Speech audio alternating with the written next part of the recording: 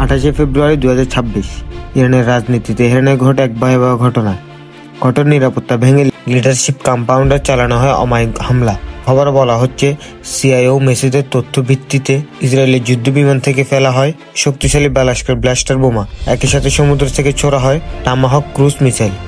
এই অভিযানের নাম দেওয়া হয়েছে অপারেশন এপিক ফিউর। প্রতিবেদনে দাবি করা হচ্ছে এতে ইরানের লিডার সুপ্রিম আয়াতুল্লাহ খামেনি সহ কয়েকজন শীর্ষ কর্মকর্তা নিহত হয়েছেন। এখন পুরো ইরানের শোকের পরিবেশ। অনেকে বলেছে এই ঘটনা মধ্যপ্রাচ্যের রাজনীতি বড় পরিবর্তন আনতে পারে।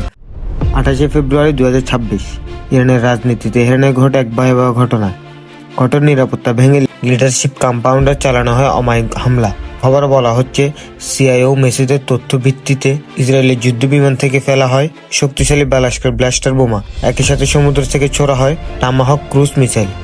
এই অভিযানের নাম দেওয়া হয়েছে অপারেশন এপিক ফিউর। প্রতিবেদনে দাবি করা হচ্ছে এতে ইরানের লিডার সুপ্রিম আয়াতুল্লাহ খামেনি সহ কয়েকজন শীর্ষ কর্মকর্তা নিহত হয়েছেন। এখন পুরো ইরানের শোকের পরিবেশ। অনেকে বলেছে এই ঘটনা মধ্যপ্রাচ্যের রাজনীতি বড় পরিবর্তন আনতে পারে।